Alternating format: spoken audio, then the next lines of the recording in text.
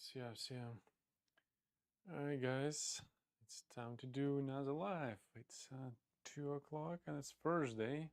And let's just give him a second to exit. But I'm just gonna do a quick tour for somebody who have not visited Spregunner before. This is our entrance area. We do have the new display here. We put all the compressors, well, not all of them, but say some of the compressors here to display, and this is where airbrushes are living, some of them at least. You can anything you see here, pretty much you can pick it up and go right in there. We have this little spray booth which actually have lights in it if you start it. It has light, and you can put some paint and you can test any airbrush that we sell. So it's kind of, if you're local, it's a great benefit of testing before buying. If you really want to do so, no problem. This is our area where the most of the paints live. So it's kind of under mezzanines, we call it. There's some other stuff here, but mostly paints. And then, since it's a Thursday, oh yeah, I forgot almost all this artwork we have collected in here, and there's some magazines, and this is our front of our it's retail area now. So we used to be just closed up as a warehouse. I'm not sure if we're gonna have to close up again at some point because we have so much coming in, so we need more warehouse ability. But this is where we're gonna be busy tonight because it's Thursday, and Thursday night we have late night games here. People gonna be playing all different stuff, and then also they have like a paint area in the back here, which I think somebody's ready there painting, so we're not gonna be interrupting. But yeah, that's what the retail section looks like. Then I'm gonna take you to employees only. Cannot get here, where Gary's here from Tuesday to Saturday, I think, right? Tuesday to Saturday he takes care of most of the orders, shipping out, labels and other things. And we have ship stations, which usually the same pre-empty because we ship everything before the time, and then whatever remaining orders.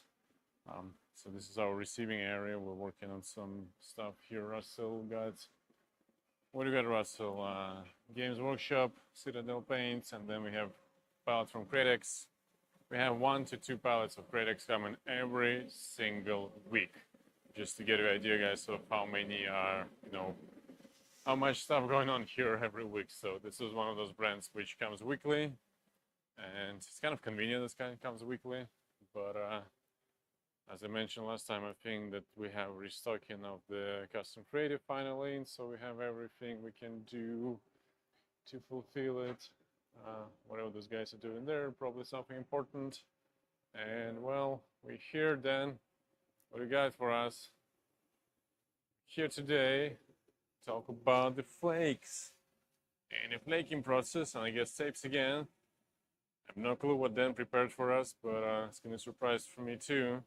Gonna be surprised. Well, look at that. I haven't seen this thing before. Like, you're trying to avoid flakes getting everywhere? Think of a snowflake. Like, snow can get anywhere, just like flakes will.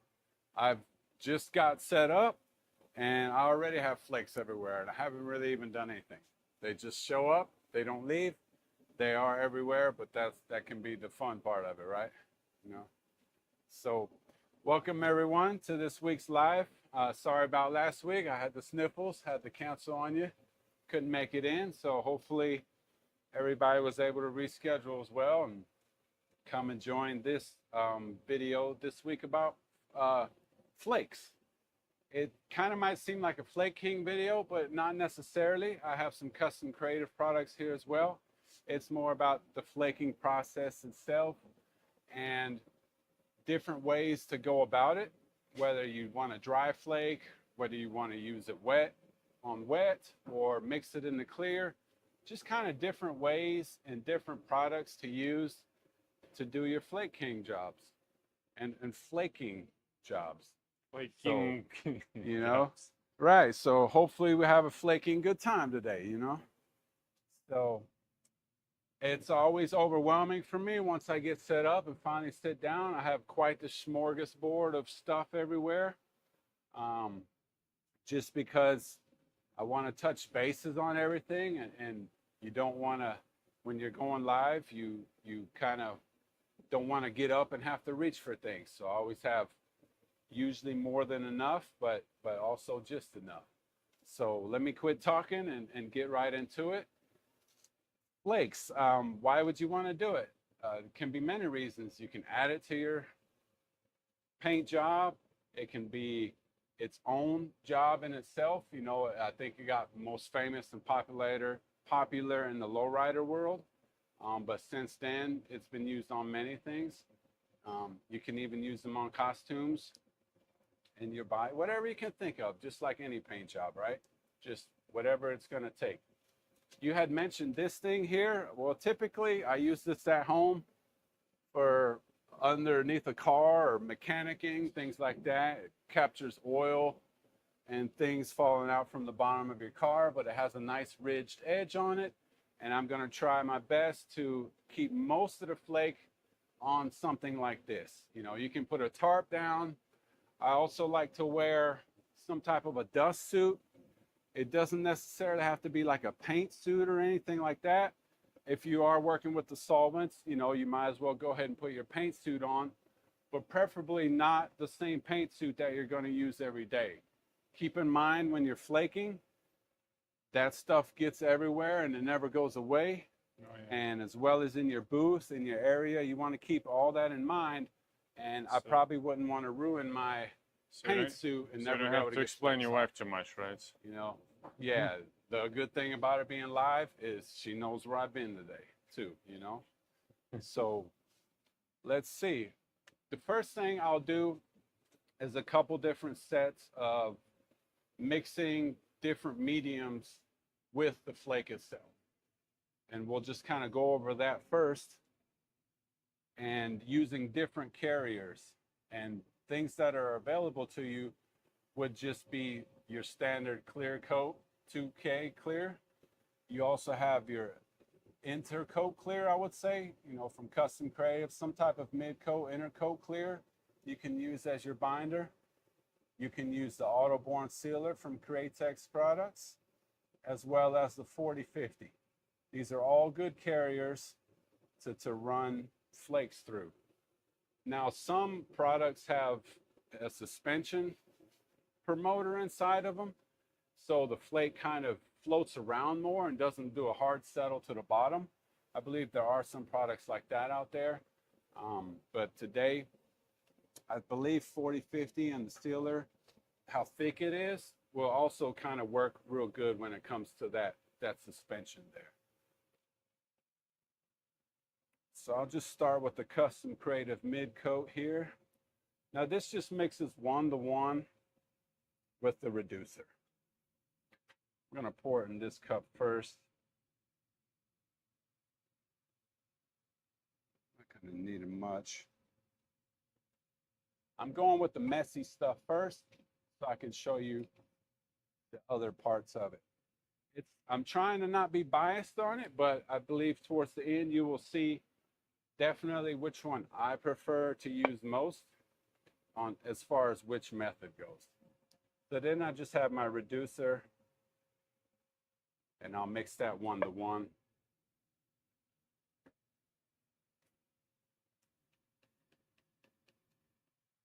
Just give that a little stir. I'm going to go ahead and mix all of them and put them next to each other. That way I don't get confused as well. And then I don't have to mix in between all of the products as well. Now this is just your transparent sealer, the 6000 auto-borne sealer. Just mix that like you normally would if you're going to mix your own color. In this case, we'll be using it as a binder for the clear. Just a little bit of the 4011 in there. I'm going to go quite generous with it because I want it fairly thin. Definitely more than 10%. I would say more along the 20% line. I'll keep that right here as well. Stir this up so it can acclimate a little bit. Then I'll go with some 4050.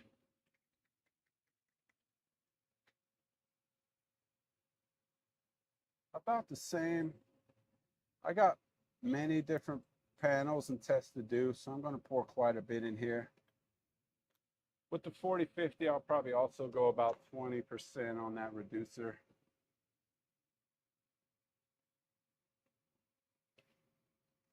Probably a little bit more of that. Stick here. There's a reason I'm mixing these all separately. I'll show you why in a minute. Okay, and last but not least, was there another one? That was the 40-50. Yeah. And clear coat. So this is your standard 2K clear. This happens to be our American Icon, which we use for most of our testing and that we have to offer. I'm going with a medium activator today. Depending on how big your job is, you might want to go with a slow. You want to have that tackiness there. You don't want to let it dry too fast because, you know, you have to mix stuff into it. Now this is a 2-to-1 mixture. I'll try not to make the biggest mess here. I'm going to go quite a bit because I'm going to use more of that here in a little bit. And if you're not familiar with 2K, it just means clear coat and hardener. Clear coat and your catalyst. Now 2, I've went to the 4. Now I just need to go to the next line to have equal parts, not equal parts, but 2-to-1 ratio of the hardener. Like I said, the weather's getting a little not as hot here in Florida, so I went with a medium. Plus, every job here I'm doing today is fairly small, so you don't have to overdo it. I mean, you don't have to go with a slow. The parts are very little, but if you have a big job, I would definitely go with the slow because you want everything to be nice and wet when you're doing this stuff. You don't want it to dry up on you. Hello to everyone who joined, and let us know how the sound goes today. I'm not sure the sound is okay or not. Sometimes we have some difficulties with microphones, but I do believe it's working. So, okay, so now I have my liners here. Move over here a little bit. So now I'm going to mix my flake. I prefer to take the flake and put it into whatever I'm working on. This case happens to be a disposable cup liner. There are ratios out there as well that some companies offer as far as the flakes. Pretty standard today. We're going to stick with more of a 2-to-1 ratio. I don't want to, let's see. So much stuff here. I'm trying to decide where to go to next.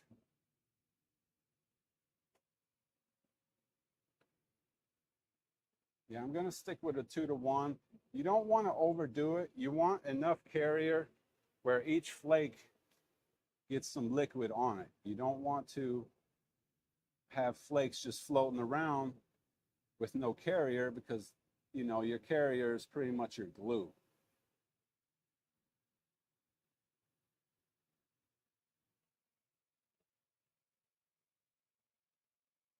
If you have a bigger bottle, just get yourself a spoon.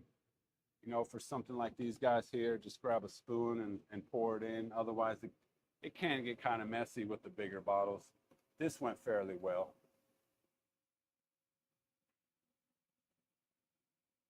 So now what I'll do is I will introduce the clear into the flake.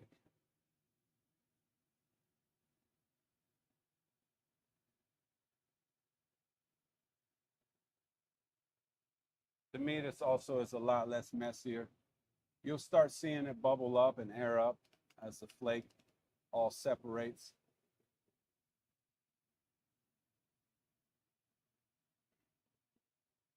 of course, use the gloves and such. You know, things Dan doesn't do. Definitely your PPE, your gloves, your paint suit, your respirator for this stuff. I've also heard people, when they mix, they put a ton of flake in there. They kind of go by the mixing stick itself. When I spray this coat on here, depending on how much flake is on the stick, that will pretty much be your first coat. So you can go a little bit more. I wouldn't overdo it and put a ton of flake in there, or you're constantly using a lot of product. So that would be essentially your first coat, and then you're just overlapping, going back and forth and mixing that stuff. So I'll just put that there. Move that. That stinks pretty bad. Okay, now some of the 40-50. I'll try to go in order here. This is also a lot less messier because the flake, see how it's bubbling up? The flake was on bottom, so it doesn't have a chance to fly around everywhere and get it all into the air. The carrier will trap it in there, and then you have something to work with. Yeah, so far surprisingly clean.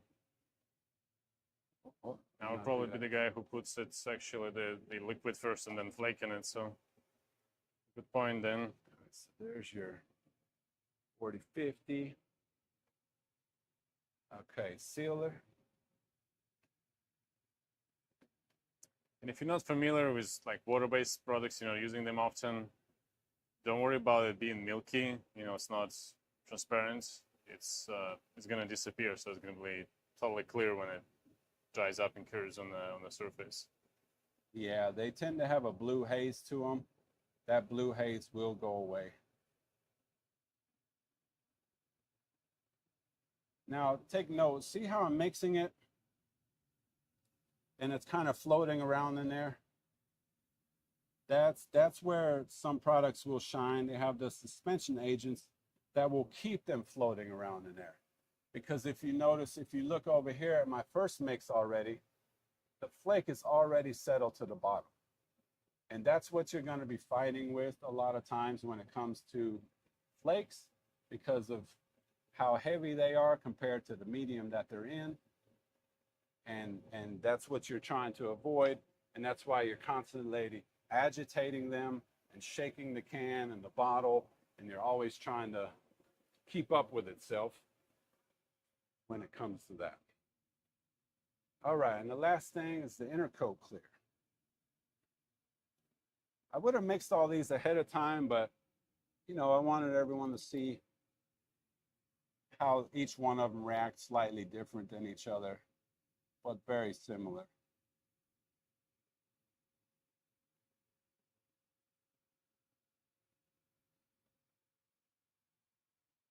Also, another thing I've heard people mention, you see the flake on here and now some of it's going away.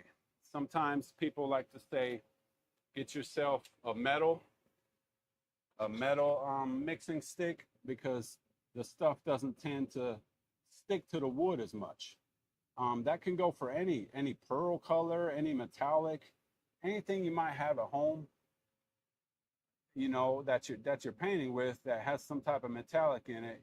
A metal stick is typically the way to go, because if I just rest it here, all of it will eventually end up in a cup, or at least a lot less than was on my wooden spoon. The wooden spoon will grab and suck up some of that stuff. So if you're down to a bare minimum of flake you have left, definitely break out your metal mixing stick. Okay, I'll do the solvents last there. Okay. So I have these liners here, the disposable cup liners. If you are going to be flaking with them, you're going to need to do this. They all have some type of micron screen in them. And a flake's not going to go through there, no matter what size, whether it's micro flakes, which is the smallest ones out there, all the way up. So you're going to have to take the liner out of these. A lot of times, most of them, they will just, if you put a little slit in it and grab a hold of it, it will come right out of there. These tend to be a little bit harder, and I have to kind of cut it out of there. It's not just coming out on its own. But some of them, I feel like they're made to be ripped out of there, just in case you are doing something like this. But you're not going to get anything done until you open that up and get that screen out of there. Like I said, you can't really use that when it comes to flakes. You're just going to use all your material and not have anything come out. Okay, so let's start with the 40/50. Just going to set my liner in my disposable cup. As you can see, it's also already settled to the bottom. So that's what you're constantly going to be going through when it comes to the liquids when you're flaking with. You're constantly going to want to agitate. I believe there are some guns out there with agitators in the bottom. But, you know, it's like almost the paint gun with the cup on the bottom, and there's a little agitator inside that keeps it moving. But you just need to constantly shake it and you should be fine. And sometimes even during the paint job, you're going to have to flake it. Now today I'm going to be using two different spray guns. I've retrofitted the Z gun with a 1.8.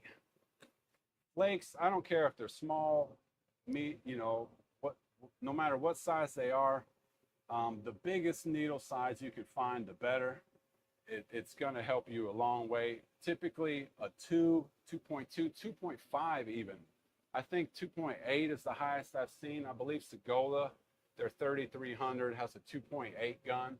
So the biggest gun you can find and purchase is definitely the one you're going to want to use. I'm going to try this 1.8 and see how it goes. It's still a little small for my preference, I would say, just because you want to make sure that flake is flowing nicely. So I'm just going to snap on that liner and give it a twist. And I'm not going to get the air bubble out of it this time. Normally I would hook it up, create a vacuum and get the air out of it. But I want to constantly shake it this time. So I'm just going to go this route instead. So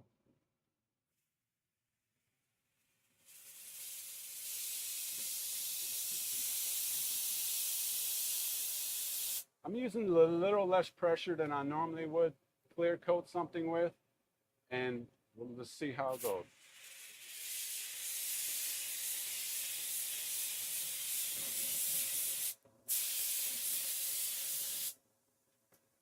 See how I mentioned the first coat is going to be similar to how it was on your stirring stick, and that's kind of what you're going with there.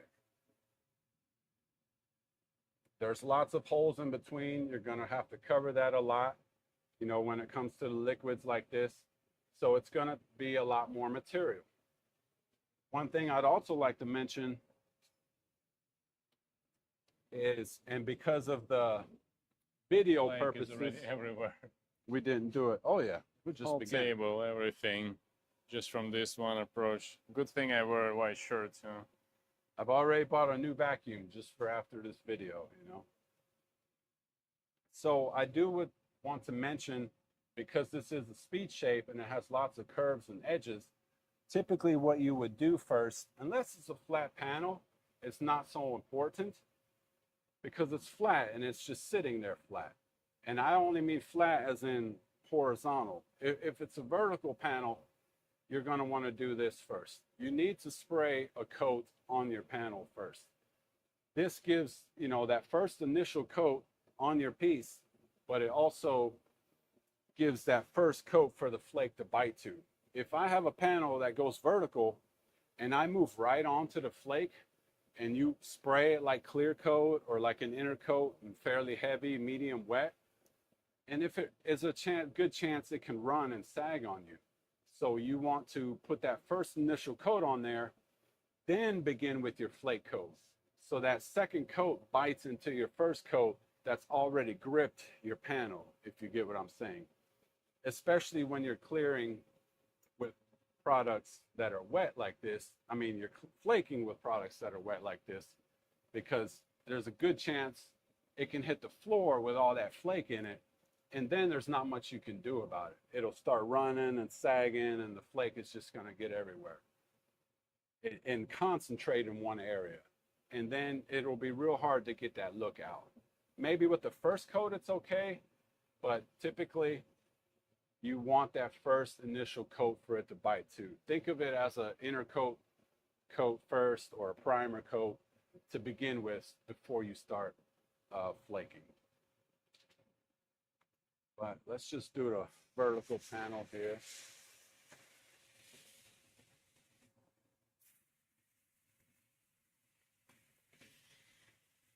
And that's the thing, depending on how much flakes you put in it, you're gonna have a tendency or want to more and more and more and more layers. But you don't want to trap too much in there as well.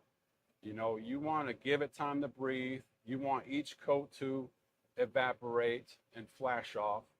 If you just keep going heavy and trying to bury it, it's a good chance you could trap some solvents in there. And so just know your product, whichever one you're using, and how far you can go between coats so you don't go too heavy or too much, and vice versa. So I'll just lay this flat and just put some more on since it is flat. If you notice it's not coming out, start shaking, start agitating, even take the gun off the air, you know, give it some room to breathe, get those flakes moving around. Now, black panels. Why did I choose black? Black is the most common for flake, I would say, because it's the most reflective. Most flakes have that reflective background, and so it's the most common thing to use. But I'll touch on the backgrounds a little bit more. I have a few other colors here as well. I'm just going to finish off this blue a little bit. You can go diagonal, whatever is making that flake lay down. But see, it's taking quite a bit of coats because you are covering black. Yeah, as Dan mentioned, this is the flat piece he's doing, so horizontal. It's not going to run. That's why he puts a lot of product, but usually that's why I like working with water-based a little more.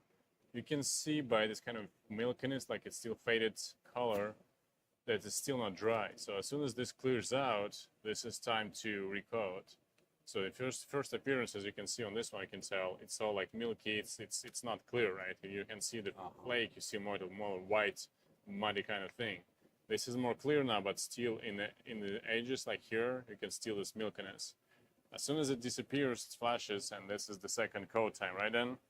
Yeah, if I go to this right now, that's most likely what's going to happen. I'm going to end up sagging that flake to the floor.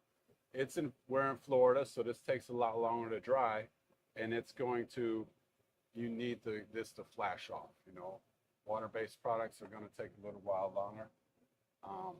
I don't even remember which one I used first. 4050. 4050. All right, let's take that, set it right back over here.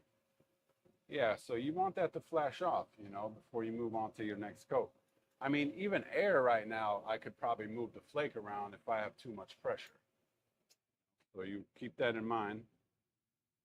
Oh, that's not a reducer, is it?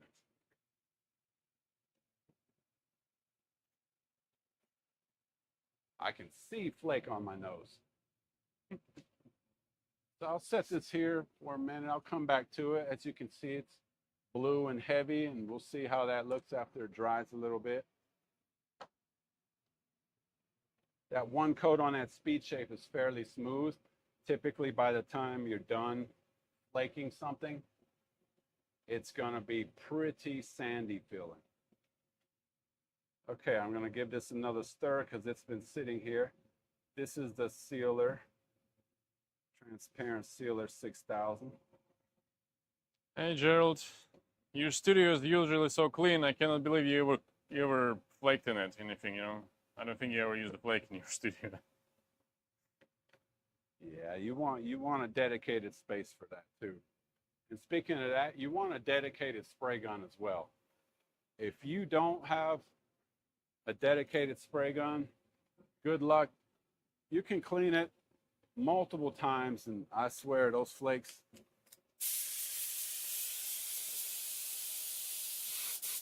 they never leave that gun. So designate one for flaking and keep it that way. So this is going to be very similar to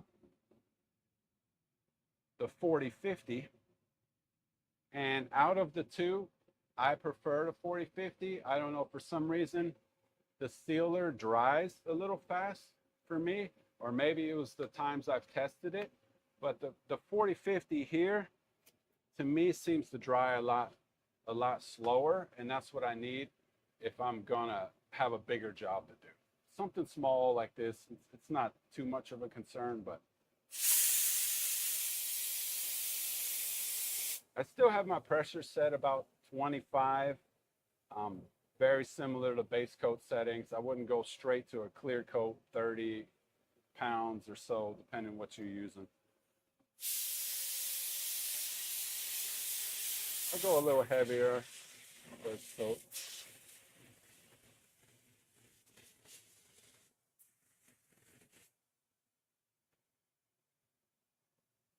And no matter how many times you do that first coat, depending on how much flake is in there, is how much space is in between. Like when I was showing you when I mixed it, that's kind of how you judge. When you mix it and you take that stick out and look at it, you'll see how much flake is in there. But just keep that ratio in mind, because like I said, that flake needs lots of binder in it. You know, you can... $20 is gonna run. Oh yeah, that one went on pretty heavy. And I'll just touch on that real quick while we're here. I'm gonna go more of a... Just gonna add some more flake in here. See how the flake wants to do the opposite? If you want to mix your clear first and then put your flakes in there, it wants to sit on top and then start stirring around, and you have to really work it in there. But now you can look at your stick and you're like, okay, this will be my next coat. About how much will be on there. So we'll just go even a bit more. Almost getting to a 1-to-1 ratio. I think some of that can be too much.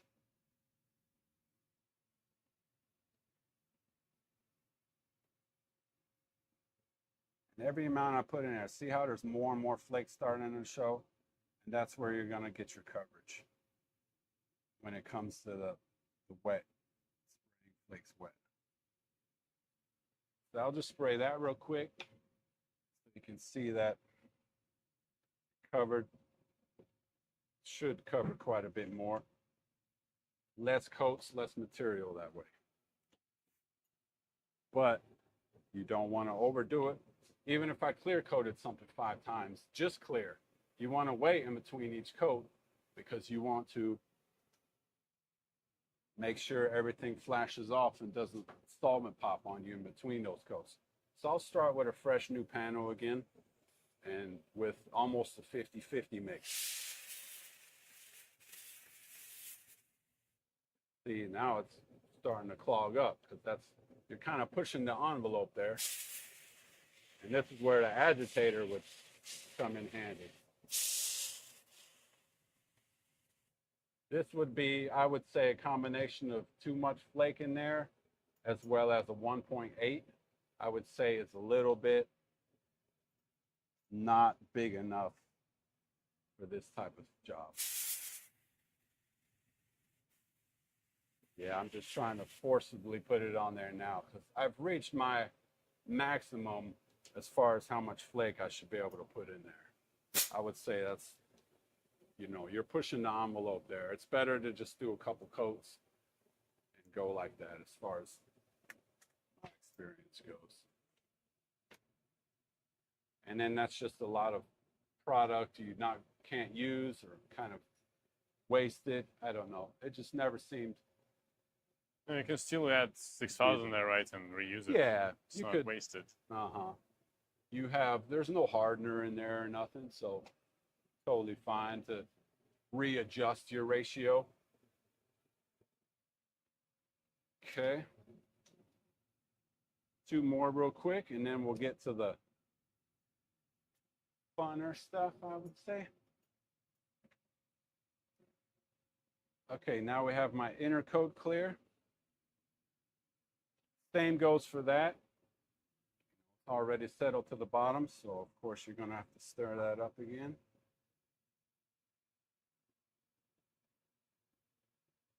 I'm going to use this panel since I hardly did anything with it. Make sure you want to put solvent over water-based. We'll see what it does. I'll grab a new one. Show you what not to do also.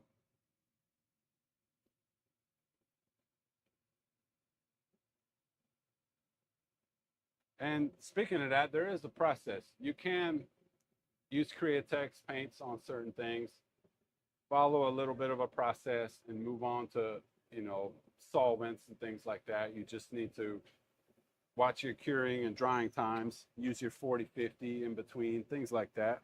Maybe we'll touch on that in another subject, another video or something. Yeah, we'll just see what this stuff.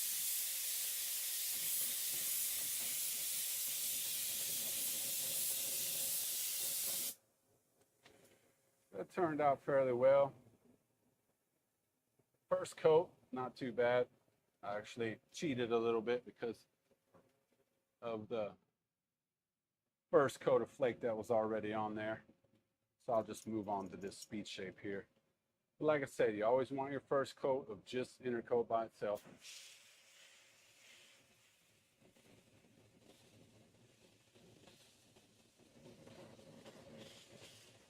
You're constantly agitating, you know, you're always keep that flake moving so you're not bunching it up.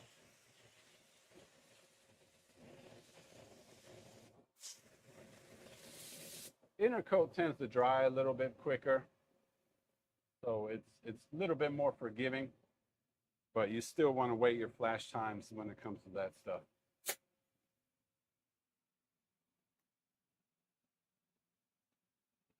Now, let me get this blue panel out.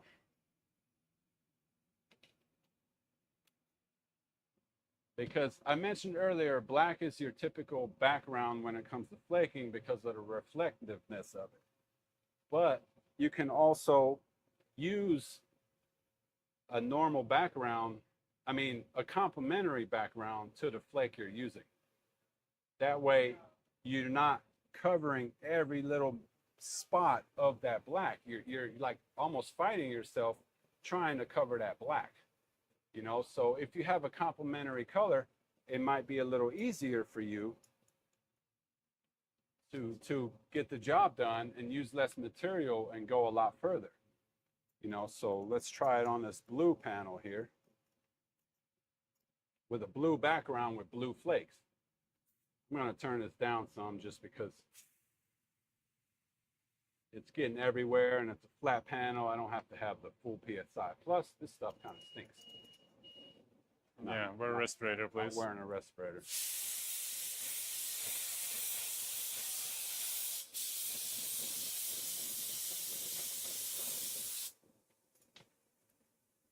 See how the complementary color, like, you'll just be fighting it a lot less if you use a complementary flake to your background.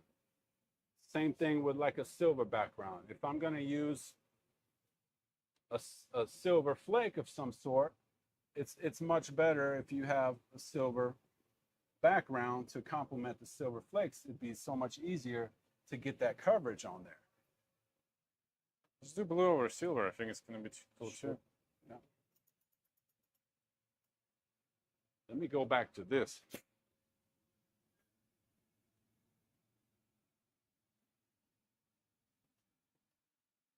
I'm going to take a bigger gun too. I have a little off-brand 2.5 gun here. Probably cost me like $8 or something. I don't know. But it has like a 2.5 in it, so a lot more forgiving. Comes the flakes. I've changed back to the transparent sealer with a lot more flake in it. it's really fogging out in here with the solvents, and don't want to spray too much of that stuff.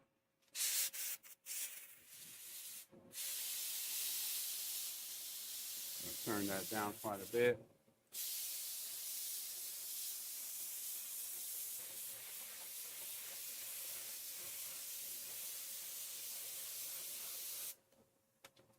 See how much heavier that is compared to like something with a smaller needle and nozzle? It really flows out of there. You have to agitate it a lot less. So that's always a good way to go about it. I've mixed the clear here, but I don't know. I feel like everyone has got the point, I would say, between the inner coat, the sealer, and the binder there. It's going to look very similar.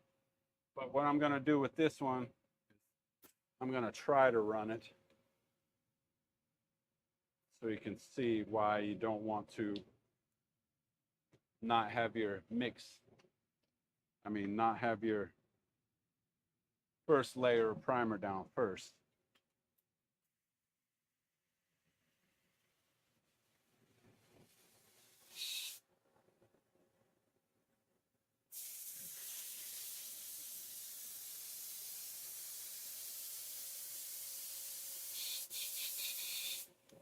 Looks like a Smurfs village in here right now, or Smurfs Christmas. All this blue. This might, oh, there it is. All right. Last little stinky bit, Aram, I promise, and move on to something slightly more friendly. Well, it's not last because we're gonna do dry flake after that, right? Yeah. Well, yeah. Not completely last, but a lot less. I'm using now.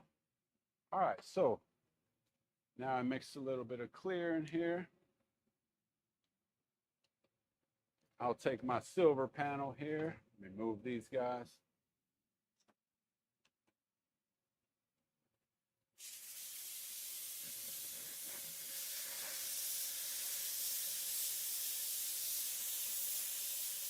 I'm purposely doing this so you see what happens if you run it.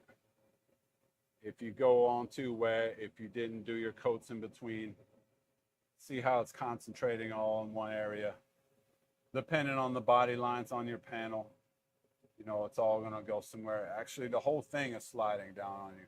So if you get a little run in your panel, even if it's a sag, your flake's gonna have that look right there.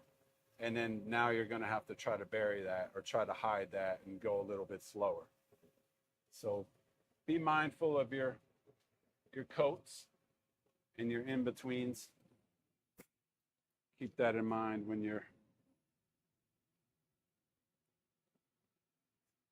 beginning the process.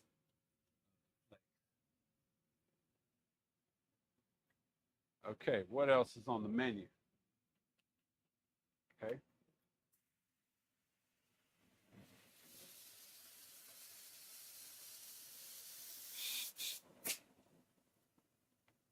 Real quick, I'd like to mention something I showed in the earlier video, the Cosmic Sparkle. These are small flakes. You can airbrush with these and stuff like that, but it's not the same, as these big flakes. You need some good equipment, bigger stuff for that type of things. The only thing you're going to get out of an airbrush by itself would be micro flakes. I wouldn't go anything bigger than a micro flake when it comes to equipment wise. You can use this little guy here. It actually comes with a small bottle of it. It's still a dry flake gun. It has a very large hole on it. It's just single action, just spray and shoot.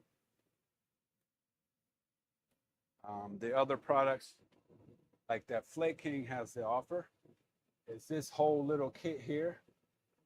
Big trigger on the end.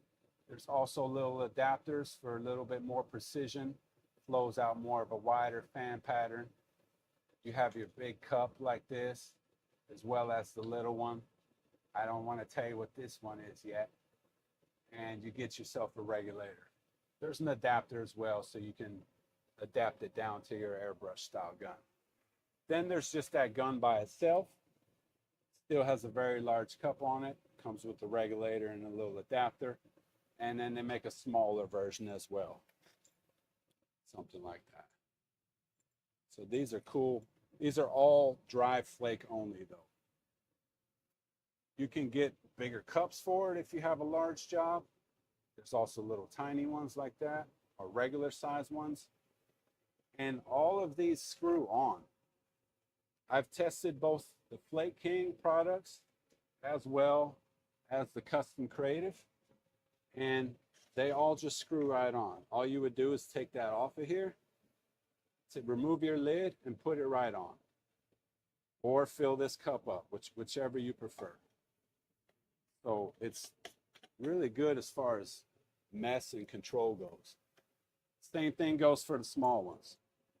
I would just unscrew this from this and screw it right onto the bottom of that. So that's a little bit of some of the equipment here on my table. And one I've not gotten to yet because that's going to be the highlight of the show for me if you have small things to do. Addressing question here. Yes, the hot rod in the Wicked line is the largest flake they have. I believe so. The hot rod is the largest. Or no, there's the hot rod, and then there's the Cosmic, right? No, Cosmic is the fine, yeah.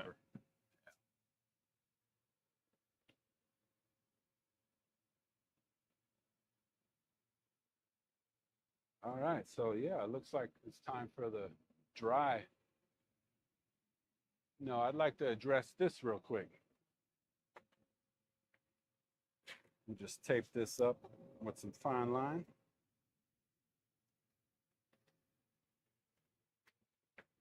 I'm gonna tape up half of this.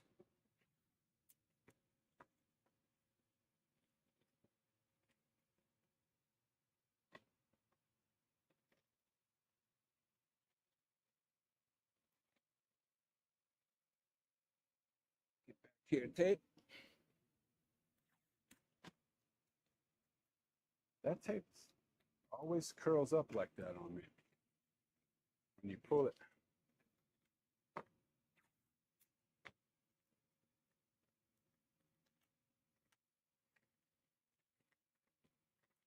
So let me show you why binder of some sort is so important.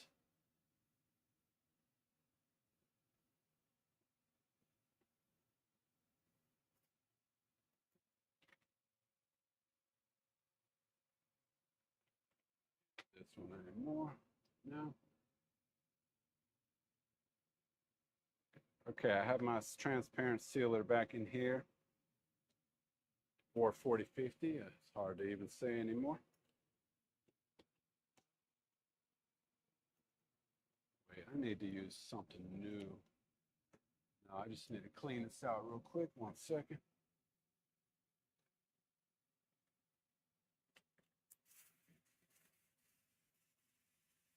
Yeah, that's the 1/8 there. I need to grab the other one. Where's my green one at? Oh.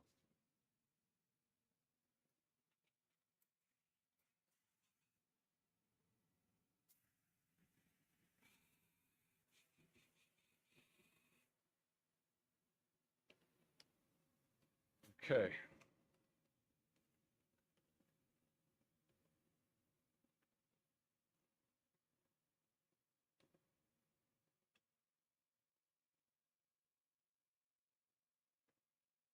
So I'm just going to use a little bit of 4050 by itself. So what are we doing? I'm going to show you why you need to have binder.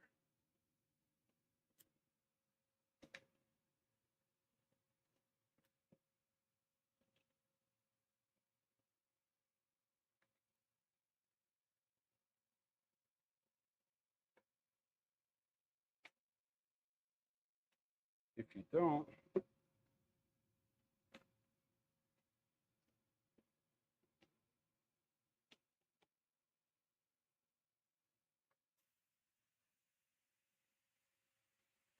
so normally this is how you would start your paint job.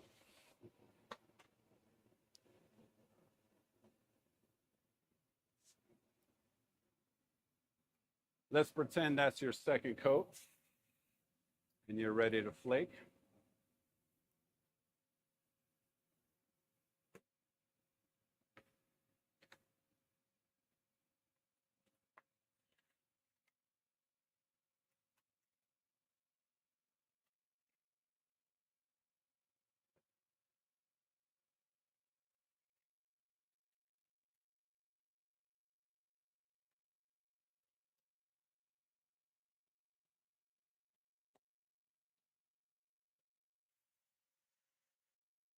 All right.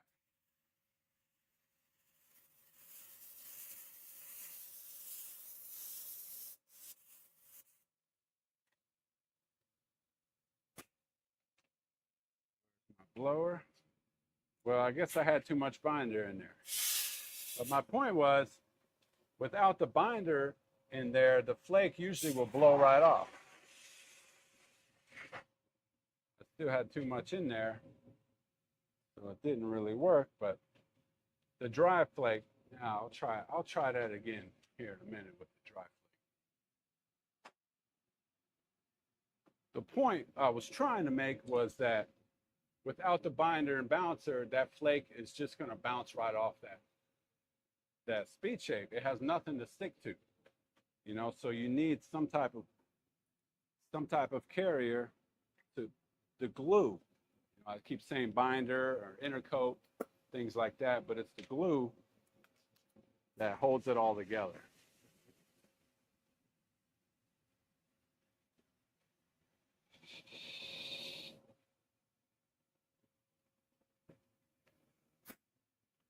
Okay, now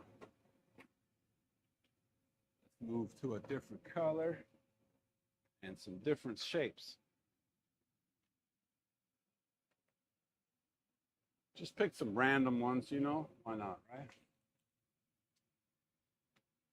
So now the honorable mention of this video is another attachment that Flake King offers. And now that I've gotten most of my messy stuff done, bear with me 1 second.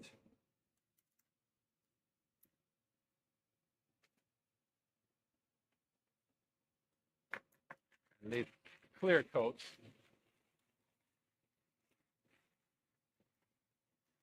That's another thing when it comes to using the clear coats, the inner coats, things like that. If you're going to go that route, you know, you're spraying clear everywhere, inner coats, everything's going to get sticky.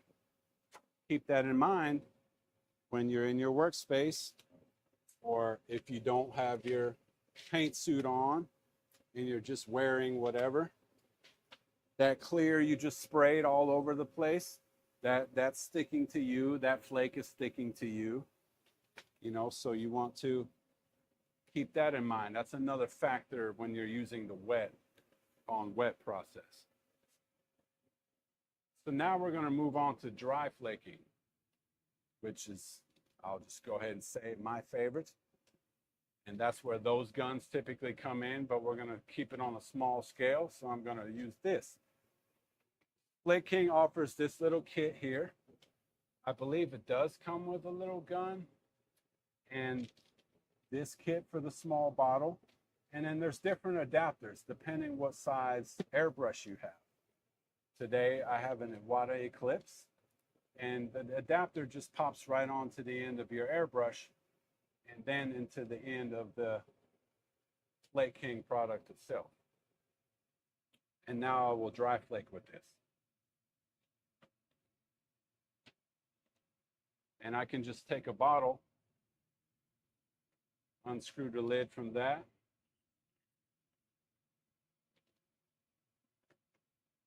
screw that right onto the bottle. No mess. I'm ready to spray. It's all self-contained in one unit there. And I'm ready to start spraying. I just need to mix some things real quick again.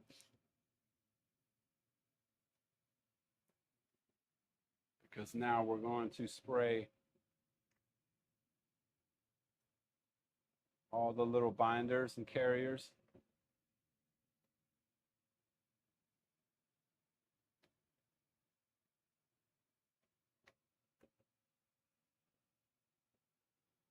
Yeah. And I'll just do 3. The inner coat's similar to the clear, so I'll just do the 3.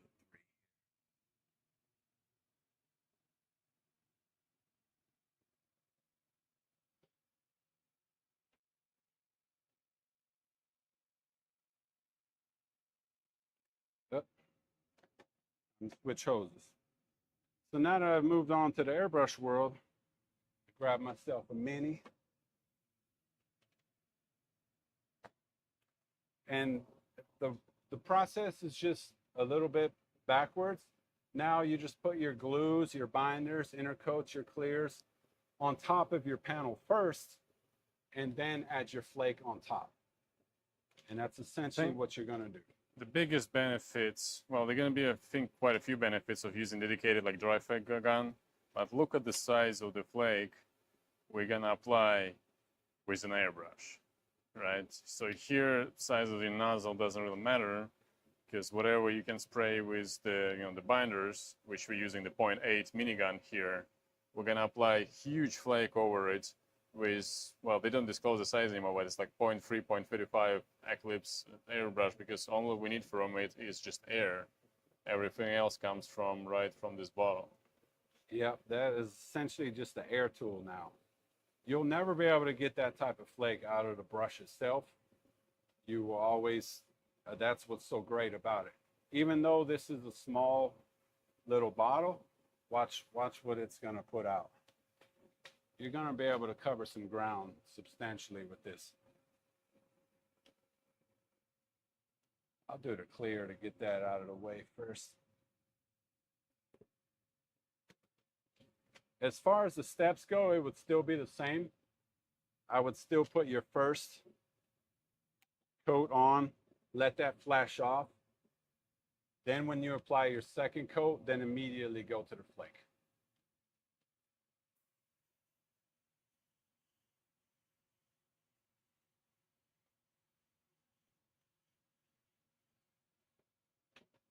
That's 2K clear, right?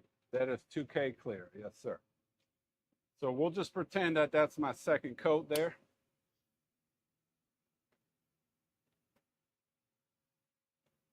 And then I would immediately go to the flake. Now, pressure, this thing, I haven't set it yet, so I don't know what it's gonna do. I'll just turn it all the way off. You're almost flaking with next to nothing. I have maybe 2 pounds coming out of this thing. And watch this.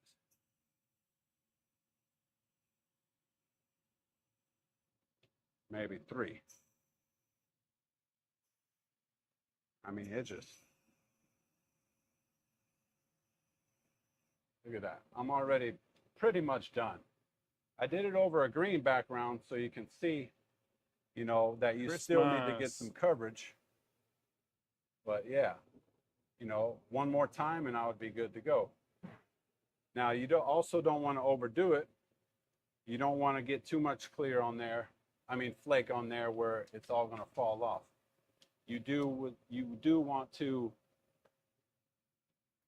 once you apply that clear, go ahead and blow it. No clear, no pressure, just air. Yeah, that's not good enough. Get that flake into your clear. Go ahead and blow it some. Lay it down nice and flat.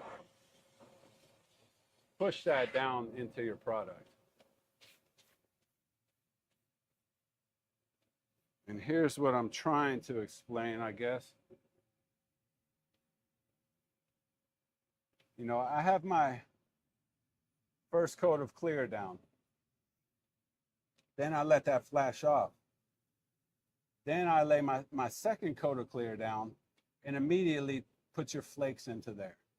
And that flake is going to lay down all in this area and nice and flat because, you know, these things are sharp, they're heavy, their edges, they're going to lay sideways, they're going to lay flat, they're going to lay you know, horizontal or vertical. They're going to lay all kinds of ways. So this barrier here will give you that room to do so. If you do it into that first layer, there's chances some of them are going to stick out. They're going to be up and over the place. You know, you want enough build for that to just lay into there. And then you can just have your first coat of clear, your coat of flakes, and then start burying your flakes with more clear on top. You know, and then just finish like that.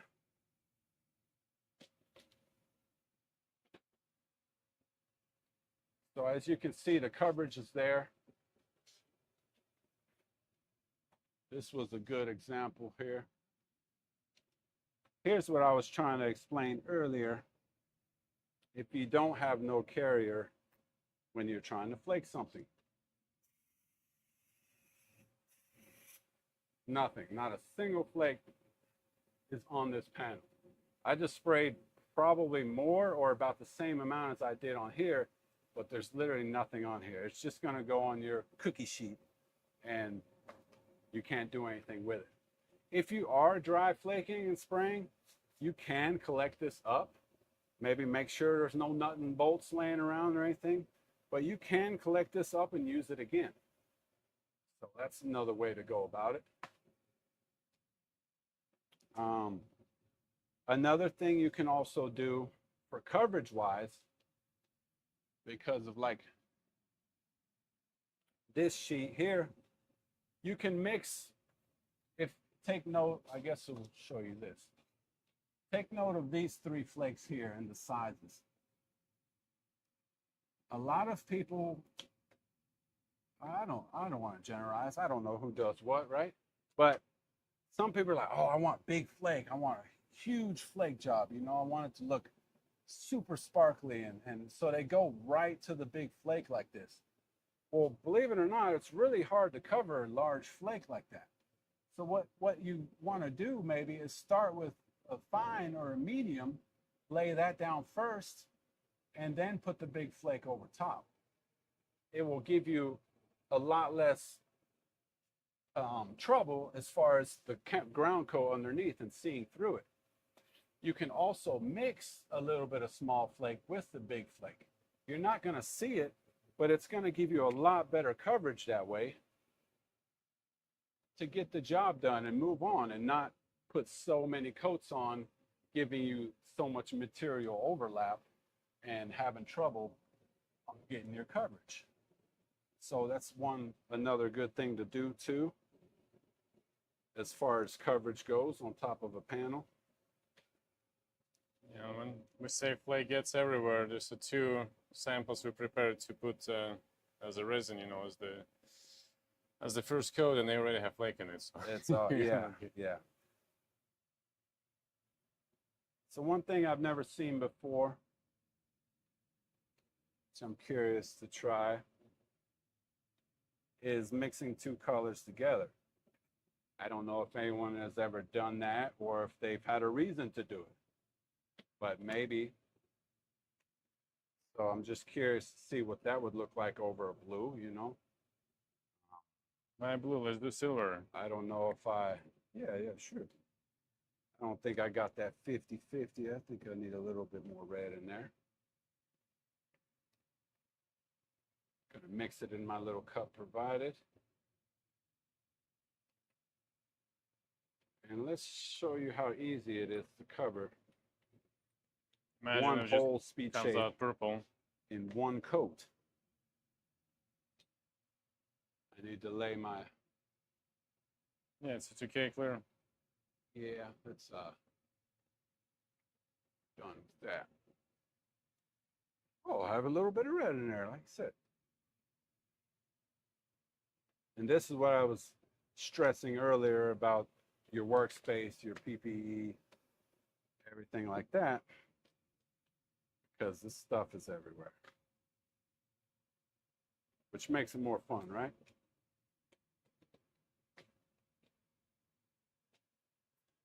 All right.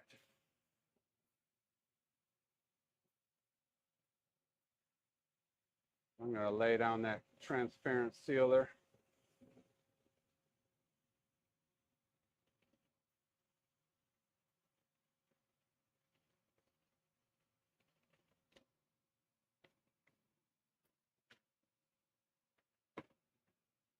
Now this is just an airbrush, you know. So imagine what one of the larger guns would do. Lower the pressure. Lower the pressure. Yeah, it's pretty big. So you see it's collecting in one area.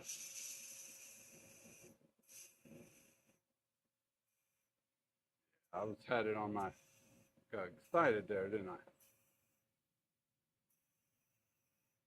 Probably 3 to 5, I would say, is a good number there. I'm almost out though. I've used too much. Yeah, see, 3 to 5 is a good number there.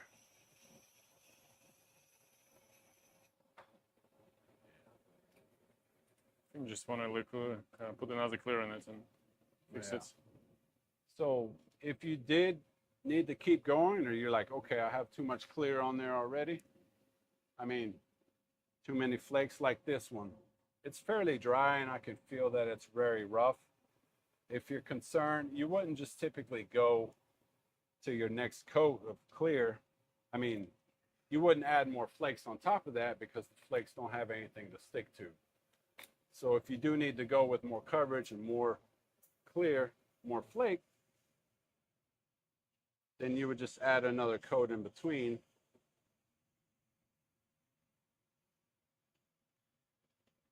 So again, you have something for it to stick to. You have another silver there. Do you want to try it again with the right pressure? The mixture? Yeah.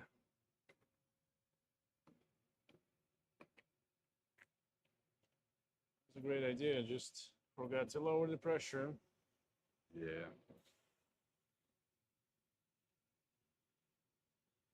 Do right execution this time.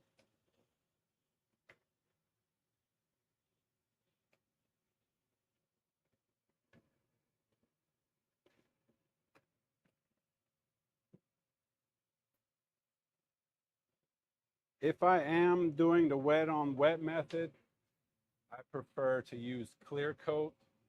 For me, just because it has a higher build, the mill thickness is a lot strong, thicker. It works. It lets that flake lay down a little better in there. You would say 2K clear or dedicated mid coat? 2K clear. The mid coat, I feel like the combination of clear and hardener just makes it thicker.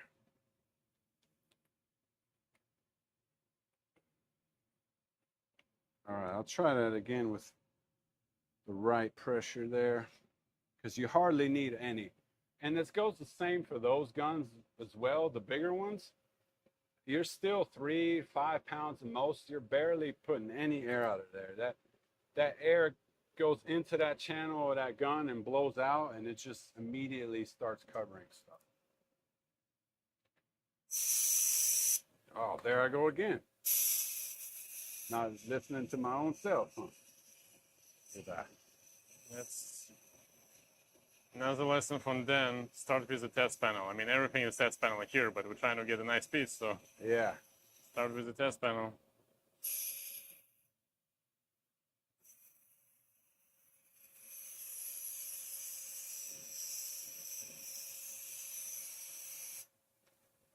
That's like pretty fast you can get some coverage going there.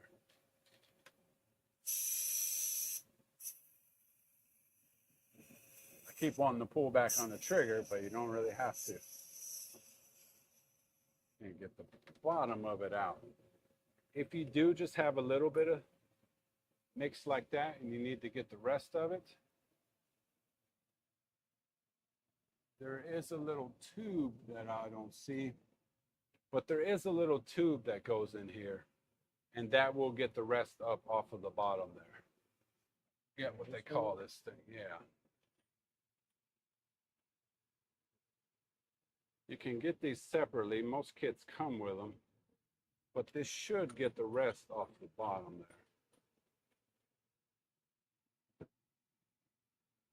Pickup tube, I think is all they call it.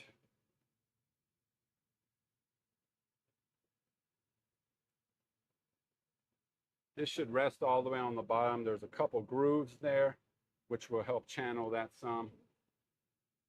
Should get the rest there. Pickup tube. Yeah, see, that will finish off any remaining clear flake you have in there. And that's it as far as that dry flake goes. Let's see. What a mess we created here. Right? Another thing you can do, there's tons of flake colors, as you can see out here. There's tons of flake colors, but let's say you don't have your flake color in time and you need to make a certain color. Well, grab yourself some candy and make your own flake color. Right now, I just mixed up a little magenta, a little 40-50, a splash of reducer. Lay your flake down. Put your 40-50 on top. Transparent sealer would work too.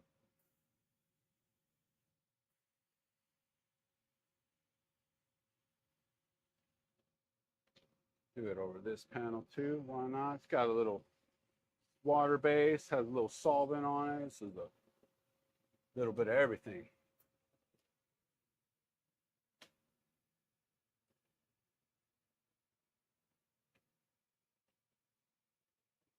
No, I'll use another minigun here, why not?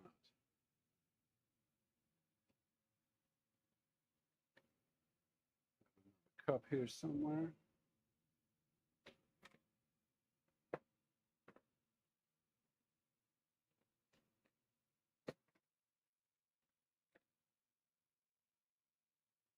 Hard to do all at once. There's a lot going on here. So, doing my best here. Trying to cover all bases of everything. And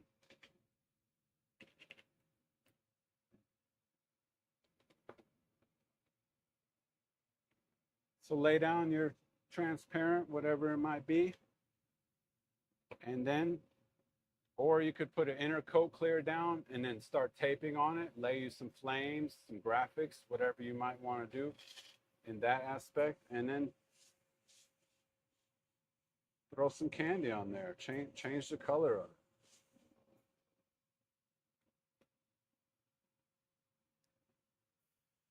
it. Make this red pop a little bit more. It's not bright enough. It'll drop that background too. You know, look, it's Christmas and nighttime. And just totally change the color. Or like I said, lay you out a pattern, do some graphics, different stuff like that. Cool, we don't have time for stuff like this, but it'd be cool to have like all silver flake and then, you know, tape out the flame or any graphic there and put the magenta over it. So it's going to be something really just tape cool on like it that. like But that. yeah. All right. So yeah, that's pretty much everything on my list. All right. Mix two different Thanks, colors Dan. together. Thank you guys for tuning in. Yeah, I hope you Hope it was enjoyed helpful. that. Send us And questions if you have any. have a flaking good time. Appreciate you watching. All right. See you guys in the next one. Thank you.